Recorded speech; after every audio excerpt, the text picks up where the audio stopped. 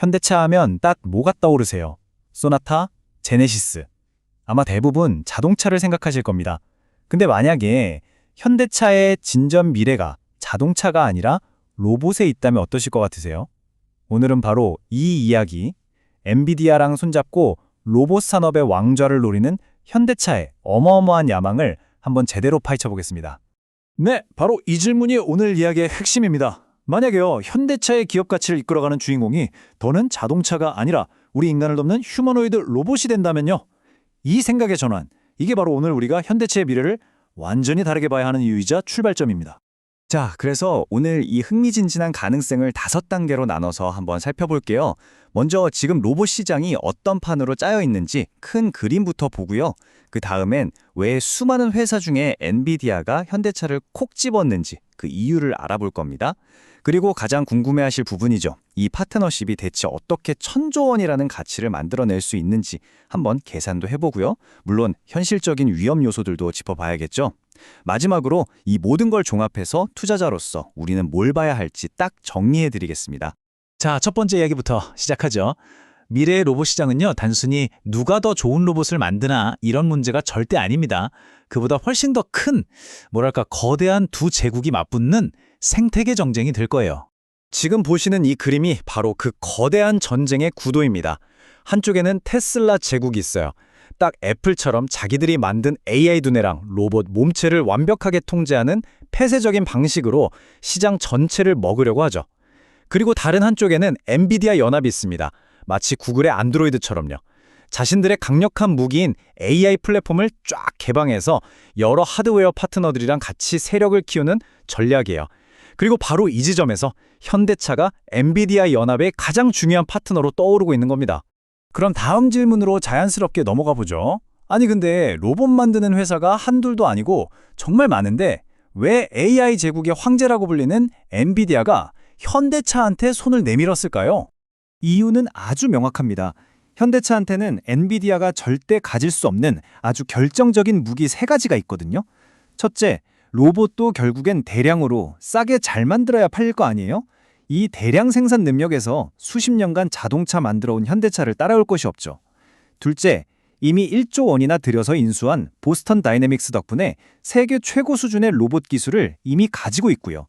마지막으로 혼자 다 하려는 게 아니라 다른 강자랑 기꺼이 손을 잡을 줄 아는 전략적인 유연성. 결국 이 3가지가 딱 맞아떨어지면서 현대차는 엔비디아라는 강력한 AI 두뇌에 가장 완벽한 몸을 제공해 줄 수 있는 파트너가 된 거죠. 다른 경쟁자들 상황을 보면 현대차의 위치가 얼마나 좋은지 더 확실해져요. 일본의 로봇 회사들, 물론 기술력은 엄청나죠. 근데 우리가 최고라는 자부심이 너무 강해서 엔비디아의 개방형 생태계에 들어오는 걸 좀 주저해요. 반면에 중국 기업들은 어떻습니까? 미중 갈등 때문에 엔비디아의 최신 AI 칩을 공급받는 것 자체가 거의 불가능하잖아요. 결국 생산, 기술, 그리고 전략적인 개방성까지 이 모든 걸 갖춘 최적의 파트너는 사실상 현대차 말고는 마땅한 대안이자 반보이는 그런 상황인 겁니다. 자, 좋습니다. 그럼 이제 제일 궁금해하실 부분이죠. 이 파트너십이 그래서 투자자들한테 가장 중요한 돈의 관점에서, 즉 기업 가치에 어떤 의미가 있는지 구체적인 숫자로 한번 따져보겠습니다. 과연 100조 원이라는 숫자가 허황된 꿈이 아닌지 어떻게 나올 수 있는 건지 말이죠. 이 숫자의 논리를 한번 차근차근 따라와 보세요. 그렇게 어렵지 않습니다. 자, 먼저 미래 휴머노이드 로봇 시장이 약 2조 8천억 달러, 우리 돈으로 한 3,500조 원이 넘는 규모로 커진다고 가정을 해보는 거예요. 이 거대한 시장을 테슬라 진영이랑 엔비디아 진영이 사이좋게 반반씩 나눠 가진다고 치면 엔비디아 연합의 몫은 1조 4천억 달러가 됩니다. 보통 이런 생태계에서는 소프트웨어 플랫폼이랑 하드웨어 제조사가 이익을 거의 반반 나눠 갖거든요. 그럼 하드웨어 파트너들한테 떨어지는 시장 기회가 7천억 달러가 되는 거죠. 바로 이 7천억 달러 시장에서 현대차가 딱 10%의 점유율만 가져가도 그 가치가 무려 700억 달러, 우리 돈으로 약 100조 원에 이른다는 계산이 나오는 겁니다. 지금 보시는 이 표가 그 잠재적인 폭발력을 한눈에 딱 보여주는 겁니다. 현재 시장은 현대차를 1년에 13조 원 정도 버는 그냥 자동차 회사로 봐요. 그래서 성장성이 낮다고 보고 주가 수익 비율 PER을 5배 정도만 쳐줘서 약 65조 원의 가치를 매기고 있죠. 하지만 여기에 방금 전에 계산한 로봇 사업의 가치 100조 원이 더해진다면 어떻게 될까요? 네, 현대차의 기업 가치는 165조 원으로 지금보다 2배 이상 뛸 수 있다는 정말 놀라운 시나리오가 가능해지는 겁니다. 물론 이 모든 게 아직 실현된 건 아니죠. 이렇게 장밋빛 미래만 있는 건 아닙니다. 이 시나리오가 현실이 되기까지 현대차가 넘어야 할 산들, 투자자라면 반드시 알고 있어야 할 현실적인 리스크들을 지금부터 살펴보겠습니다. 리스크는 크게 3가지 정도로 요약할 수 있을 것 같아요. 첫째는 경쟁입니다. 기술의 일본, 가격의 중국이라는 막강한 경쟁자들을 이겨내야만 해요. 둘째는 실행의 문제입니다. 아직 열리지도 않은 새로운 시장에서 계획을 현실로 만들어내는 건 말처럼 쉽지 않죠.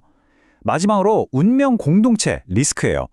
현대차의 성공은 엔비디아 생태계 전체의 성공에 달려있다는 점, 이걸 잊으면 안 됩니다. 만약에 엔비디아의 배가 가라앉으면 현대차도 같이 위험해질 수 있다는 뜻이니까요. 자, 그럼 이 모든 분석을 종합해서 우리 투자자 입장에서 가장 중요한 최종 결론을 한번 내려보겠습니다. 이 정보가 우리의 투자 판단에 대체 어떤 의미를 갖는 걸까요? 오늘 이야기의 핵심 결론입니다. 엔비디아와의 파트너십은요, 우리가 현대차 주식을 보는 관점 자체를 완전히 바꿔버릴 잠재력을 가지고 있습니다. 지금까지 현대차는 경기에 민감하고 좀 저평가된 그런 가치주의 대표적인 종목이었잖아요. 하지만 이 로봇 스토리가 진짜 현실이 된다면 현대차는 AI 혁명을 이끄는 폭발적인 성장주로 다시 태어날 수 있다는 겁니다. 바로 이 관점의 전환이 핵심인 거죠.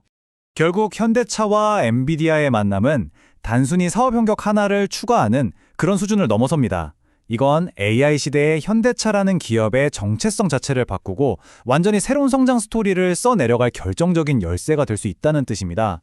앞으로 현대차의 행보를 자동차 회사가 아닌 로봇 회사의 관점에서 지켜보는 거 정말 흥미로울 것 같습니다.